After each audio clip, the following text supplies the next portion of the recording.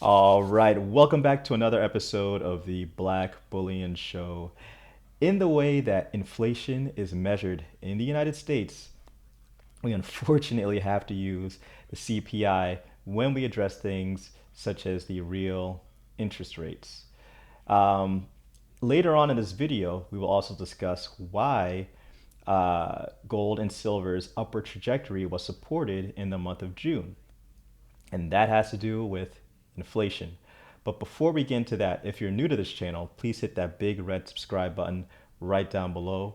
Also, please hit the like button. Helps to get this economic evangelism right on out there to the masses to bring more people into precious metals. So, the Bureau of Labor Statistics just put out the CPI numbers for June. Now, instead of continued deflationary behavior, we had a bit of inflation. Check this out. Just going to read this quick highlight here. The all items index increased 0.6% for the 12 months ending in June. This compares to a 0.1% increase for the 12 months ending in May. The index for all items less food and energy increased 1.2% over the last 12 months. The food index increased 4.5% over the last 12 months, with the index for food at home rising 5.6%. So if you guys have been going to the grocery store, you probably are well aware of this.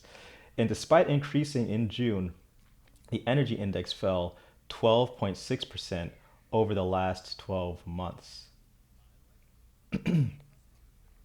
And here's more on the food at home portion.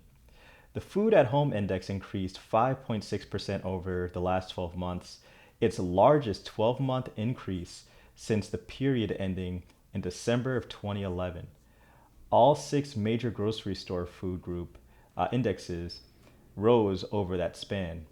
The beef index increased 25.1% over the last 12 months, leading to a 12.8% increase in the index for meats, poultry, fish, and eggs. The remaining group rose more modestly, with increases ranging from 2.3% fruits and vegetables to 5.3% non alcoholic beverages. The index for food away from home rose 3.1% over the last year. The index for limited service meals increased 4.1%, and the index for full service meals rose 2.7% over the last 12 months. So, with this somewhat inflationary turn, it creates a nice environment for gold and silver to perform as it drives real interest rates lower. Now remember, real interest rates equals nominal interest rates minus inflation.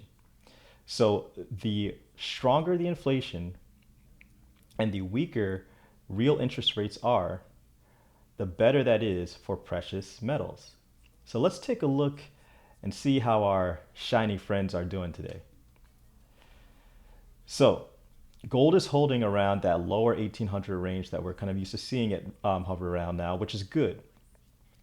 Silver is still holding strong above $19. So yes, everybody, it's not a dream. Silver is still above 19. It didn't just touch and reverse. It's still there. But going back to gold, you know, gold holding at this range, this comes after we had positive news hit both gold and silver around the 6 o'clock time here. And as you can see, the prices kind of dipped. So what was that positive news? Well, basically, the NFIB's Small Business Optimism Index. It rose to 100.6 from last month's 94.4. Now, even though that sentiment was good for small businesses in June, obviously with the recent spike of the Ronies and with all the new reclosures, I'm sure, unfortunately, that optimism will be reversed. Um, but honestly, don't just take it from me. You can also take it from, you know, people like Jamie Dimon, the CEO of JP Morgan. He also feels a little bit uncertain about the future of the economy. And this comes after his bank performed well during quarter two earnings. So here we have Yahoo Finance Taking a look at what's been going on here for earnings. And today is day two of earnings week. And the main spotlight so far has been on the bankers. So let's see what we have here. Stocks were mostly higher Tuesday as investors digested an early batch of corporate earnings results. JP Morgan Chase kicked off earnings season on a high note, though Wells Fargo and Delta reported quarterly results that missed consensus expectations.